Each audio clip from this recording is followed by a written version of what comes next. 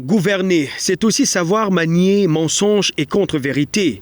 Au Cameroun, cette pensée semble avoir bien fait son lit.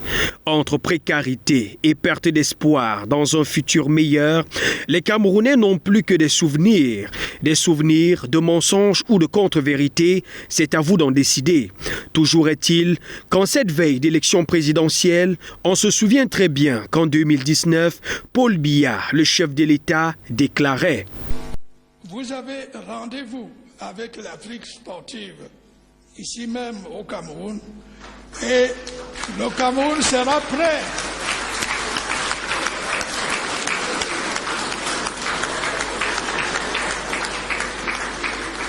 Et le Cameroun sera prêt le jour dit. J'en prends l'engagement. Et comme pour sacraliser cette déclaration, le patron des sports de cette époque criait sur nous. Un président ne formule pas des vœux. Ces hautes instructions sont des ordres qui sont exécutés à tous les niveaux de la République. Alors qu'on jubilait déjà tels des enfants, la vérité nous a rattrapés. On a tous glissé et l'organisation a été repoussée. Au moment où l'on cherchait les raisons de ce glissement et qu'on se demandait si nos infrastructures seraient finalement prêtes, on a bien voulu se reposer un coup dans un hôtel chic. Lassé de chercher, on nous a finalement indiqué un hôtel savamment dissimulé. L'hôtel est très avancé. En fait, les gens ne savent pas où l'hôtel se trouve. Il est au sous-sol. Il est sous les gradins. Il est sous les gradins. Donc lorsque les gens disent oui, on ne voit pas l'hôtel, l'hôtel est sous les gradins. Sauf que depuis près de 6 ans, nous recherchons toujours l'entrée de cet hôtel.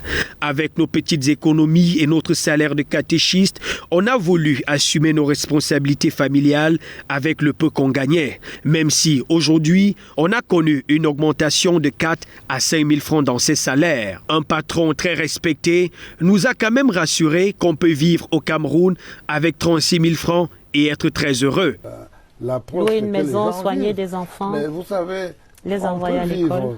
On vit même avec ça. Dans cette balade sur les roues de souvenirs, les pauvres Camerounais que nous sommes avons cru apercevoir dans quelques coins de la ville de Yaoundé des tas d'immondices et des trous dans lesquels nous sommes d'ailleurs tombés. Malgré cela, un autre patron nous a clairement fait savoir que je n'ai pas vu les ordures dont vous parlez à Yaoundé. Ok?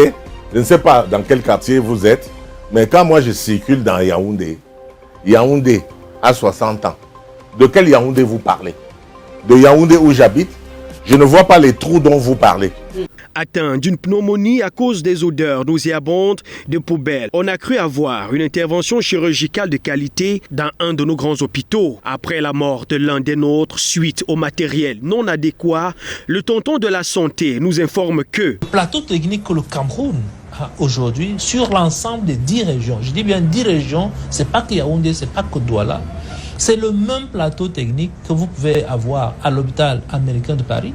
C'est le même plateau technique que vous aurez au Canada, vous aurez aux États-Unis. Après ce parcours des contre-vérités ou des mensonges du gouvernement, l'on est juste impatient et attentif à la prochaine sortie qui, du moins, nous donnera un peu de sourire malgré la souffrance des Camerounais.